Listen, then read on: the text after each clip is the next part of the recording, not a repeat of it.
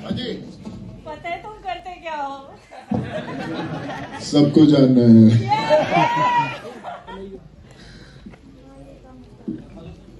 बता दूं? हर टिकट पे पैसे नहीं खर्चेगा तू?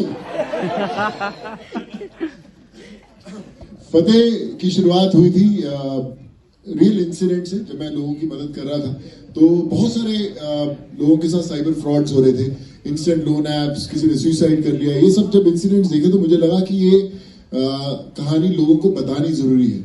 लेकिन आज की दुनिया में अगर आप सिर्फ किसी को बताना चाहो तो लोग सुनने के लिए तैयार नहीं। तो उसके लिए एंटरटेनमेंट जरूरी था, एक्शन जरूरी था। और जब मैंने कहानी लिखनी शुरू की और इसको प्रेप करना शुरू किया तो करीबन 1.5 साल लगा मुझे उसको पिक्चर शुरू करने से पहले। और 1.5 साल करीबन शूट करने में लगा, तो 2.5-3 साल पिछले मैंने इसी फतेह को दिए। पर मकसद एक ही था कि हिंदुस्तान में बड़ी सारी फिल्में की 12-13 भाषाओं में, तमिल, तेलुगु, कन्नड़ा, मराठी, चाइनीज। पर मैं हमेशा मानता था कि अगर कोई ऐसी फिल्म बने जहां पर बोले कि अगर एक्शन है, साउंड डिजाइनिंग है, एडिटिंग है, तो इंटरनेशनल लेवल की हो।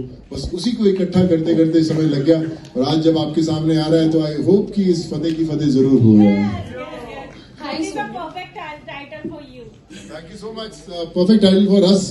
पाजी के साथ हम लोगों ने एक सपना साथ में देखा था 16 साल पहले। आज उस सपने की फतेह आज हुई है यार।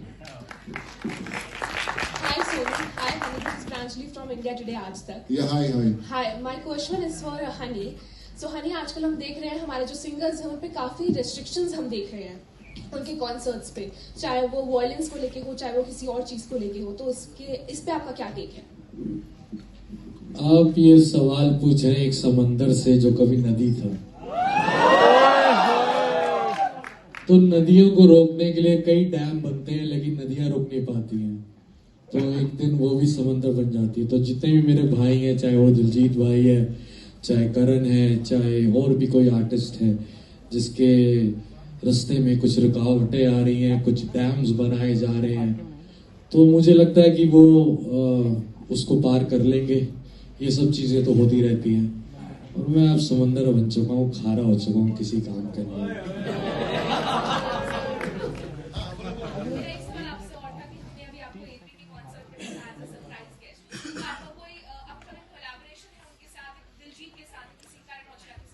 हाँ, डेफिनेटली एपी के साथ हम लोग 2024 से काफ़ी कोशिश कर रहे थे साथ में बैठने की। मेरी एल्बम ग्लोरी में एपी का गाना था, लेकिन हम किसी वजह से साथ में बैठ नहीं पाए। मैं ऑनलाइन जैमिंग नहीं करता हूँ कि आपने व्हाट्सएप पे कुछ भेज दिया और मैंने व्हाट्सएप पे भेज दिया अपना वर्स करके या म्यूजिक बना के।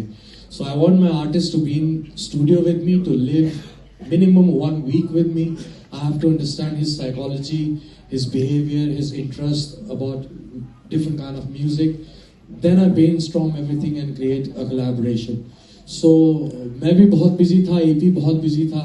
जब हमारी मुलाकात होनी थी तो वो हो नहीं पाई।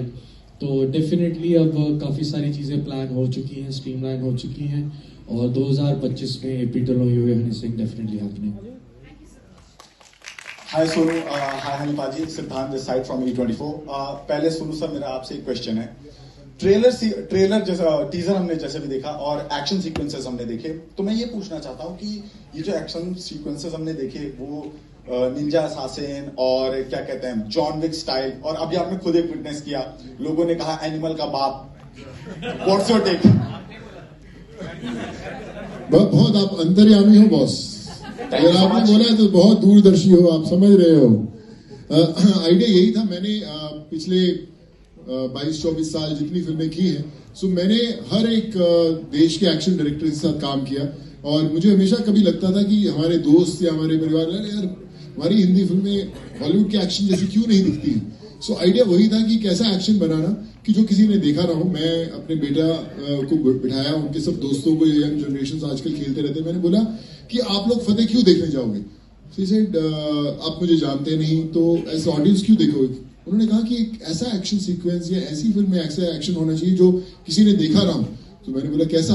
तो कहते हैं कि जिसमें कोई कट ही ना हो, एकदम चलता रहे। तो मुझे बड़ी कमाल की बात लगी कि यार ऐसा कोई एक्शन सीक्वेंस आ जाए तो बड़ा अच्छा हो। तो मैंने उसको डिजाइन करना शुरू किया कि फतेह का एक एक्शन सीक्वेंस जिसमें 70 से 80 लोगों के साथ एक साथ लड़ता है, पर वो एग्जीक्यूट कैसे हो? तो मैंने लीव इट टेकर जिन्होंने fast and furious, Jurassic park जैसी फिल्म में एक्शन किया, तो मैंने बोला कि एक एक्शन मैंने डिजाइन किया है, मुझे उसको एग्जीक्यूट करना है, आप कैसे करोगे? और जब मैं उन्हें बताया कि 70 लोगों के साथ लड़ रहा है और कोई कट नहीं है पूरी सीक्वेंस में, सो इसे कि हिंदुस्तान में उतने फाइटर्स ही नहीं मिलेंगे आपको शूट करने के लिए कि आप बिना कट के एक सीक्वेंस शूट करो। अगर 69th आदमी ने गलत कर दिया तो फिर वापस पूरा होगा। So we need to get fighters from abroad. तो हमने मेक्सिको से, साउथ अफ्रीका से स्पेशल फाइटर्स बुलाए।